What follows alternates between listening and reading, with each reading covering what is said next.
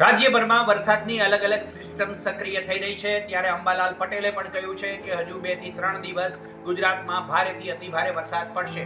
દરમિયાન આજે જૂનાગઢના દામોદર કુંડ અને ભવનાથ ઉપરાંત ગિરનારના પર્વતો પર જે રીતે વરસાદ પડ્યો છે એના દ્રશ્યો એક રીતે જ્યાં પાણી વહે છે ત્યાં ડરાવણા દેખાય છે, પરંતુ ગિરનાર પર્વતથી પગથિયા વાટે જે પાણી દળદળી રહ્યું છે એનાથી દ્રશ્યો મનોહારી દેખાય છે.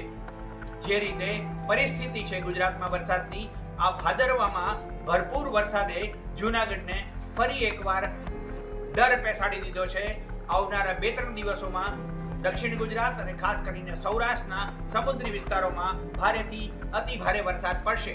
આ ઉપરાંત અંબાલાલ પટેલની એક આગાહી એવી પણ છે કે પહેલે નોરતે વધુ એક નવી સિસ્ટમ સક્રિય થશે અને શરદ પૂનમે વાવંટોળિયા ઉઠશે. રાજ્યમાં આગામી 48 કલાકમાં ભારેથી અતિ ભારે વરસાદની આગાહી છે.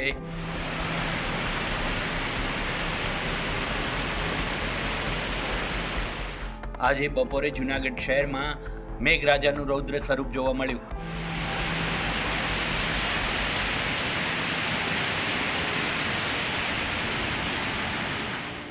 જૂનાગઢના ગિરનાર પર્વત પર ધોધમાર વરસાદ વરસતા ભવનાથ ક્ષેત્રમાં નદીના પાણી પૂરની માફક વહેતા થયા.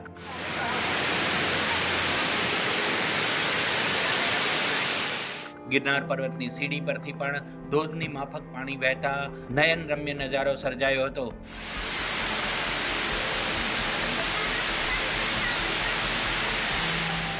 જોકે પ્રતિ વર્ષ મોસમમાં કે કમોસમી વરસાદમાં જ્યારે ગિરનાર પર વરસાદ પડે છે ત્યારે મનોહારી દ્રશ્યો સર્જાય છે.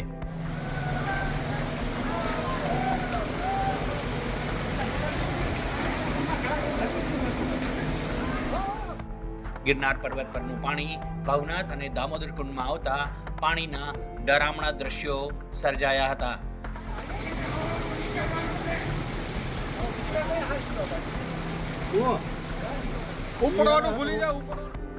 રાજ્ય પર સર્જાયેલી 2 સિસ્ટમને કારણે દક્ષિણ ગુજરાત અને સૌરાષ્ટ્રના કેટલાક જિલ્લાઓમાં ધોધમાર વરસાદ વરસી રહ્યો છે. હવામાન વિભાગે આજે 6 જિલ્લા અને 2 સંઘ પ્રદેશમાં રેડ એલર્ટ જાહેર કર્યો છે. વેલા છોડી દેવાની જરૂર હતી.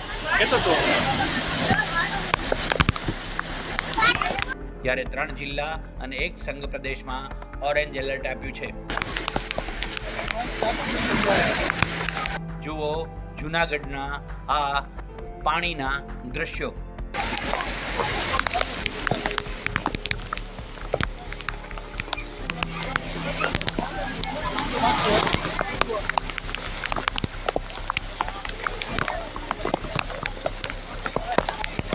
જેમાં ભવનાથ, દામોદર કુંડ અને ગિરનાર પર્વત પર કેવી રીતે પાણીનો પ્રવાહ ફરી વળ્યો છે. બ્યુરો રિપોર્ટ, મુંબઈ સમાચાર, જૂનાગઢ.